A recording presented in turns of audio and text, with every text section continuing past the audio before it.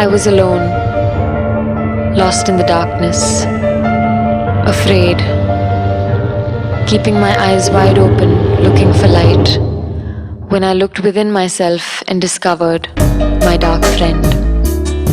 Mon ami noir, the voice inside me, born of the pain and trauma that my life has been.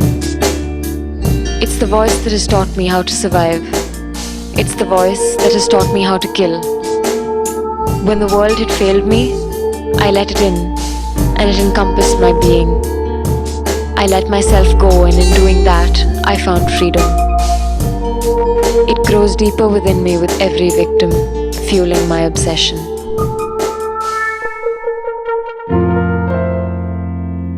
Life wasn't always this dark. There were simple, innocent pleasures once. I remember feeling real happiness in my life and had hopes and ambitions like every other naive teenager. Happiness is fleeting, and I still marvel at how easily it can be taken away from you. It was a mistake to think life would continue on that strain. I babysat his son for a year before the night that he came home, drunk out of his mind and dangerous. Alcohol is no excuse for taking out your depraved fantasies on a young girl. This monster made me who I am today.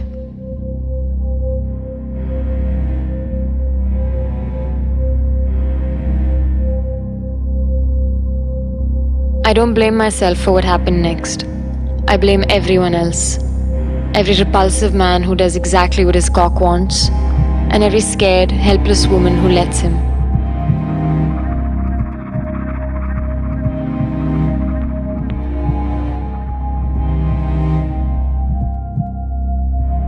When does a man's touch become inappropriate? At what point do you say no? How do you say no when you don't understand what's happening? And what if you won't take no for an answer?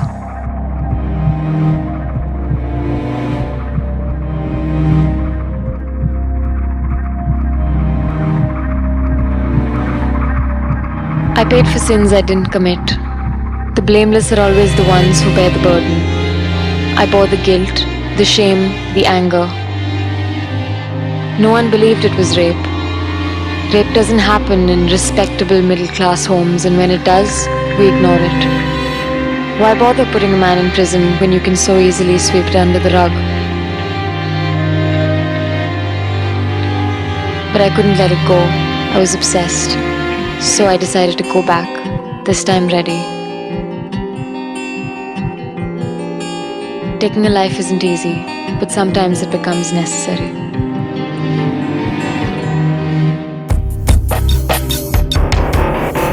I had a plan and enough rage inside me to go through with it.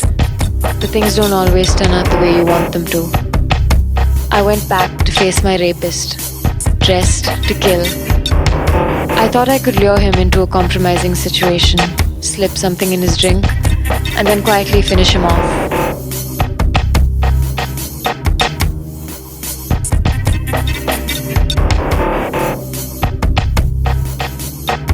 But it was clear he felt no remorse. He was barely even surprised to see me. He sat there with a cocky fucking smirk on his face, mixing his drink, making small talk. He knew that people were talking, and he didn't give a fuck. Raping young women, business as usual.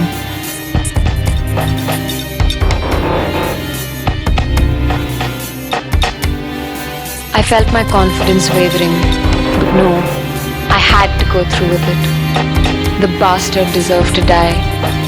I deserved my revenge.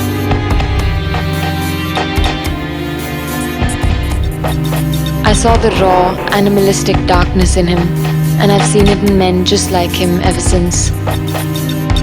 And then he said it. But I knew you'd be back for more. I couldn't do then what I can do now. I ran away like a scared little girl, weak and pathetic.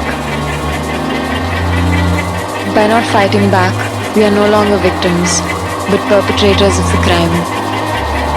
I see the world more clearly now, and it isn't all black and white.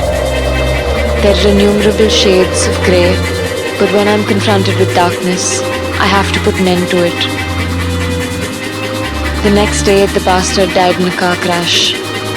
The balance of good and evil in the world did tip a little in the favored direction, but I didn't get my revenge.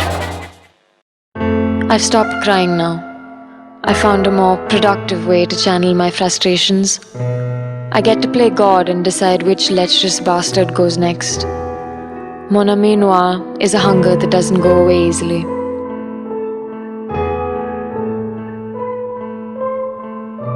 I always know exactly what I'm looking for.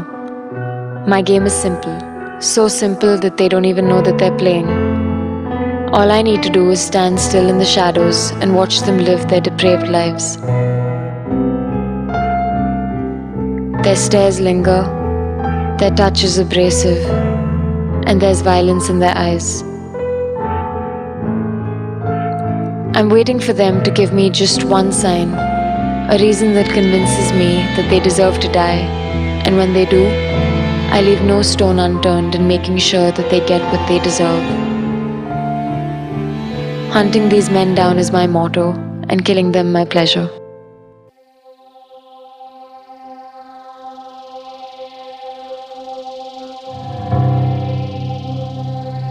We're all addicts, slaves to our intoxicants. The men I kill are no exception. Alcohol, cocaine, heroin, LSD, morphine, ecstasy, speed, and the most damaging of all, sex. I marvel at the sheer irony of it, that what they crave for the most ultimately leads them to their demise. I'm their dream come true, attractive, easy, and willing. A girl you can take straight back home. No hang-ups, no cheesy pick-up lines, no dinners and dates. Men are truly themselves around me. Or maybe I just see them for who they really are.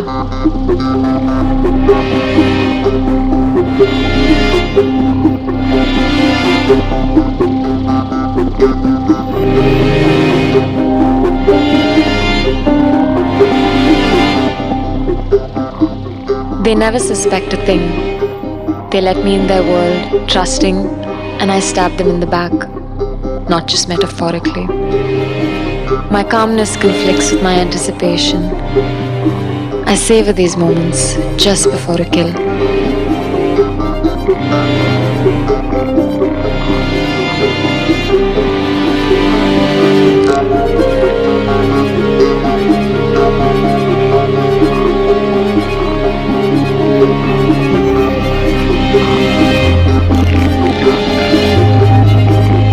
Why am I telling you my story? No, I'm not confessing to my guilt. I have none. I'm telling you this so you know that the killing won't end, will never end, not until justice has been done. And my justice will never be done.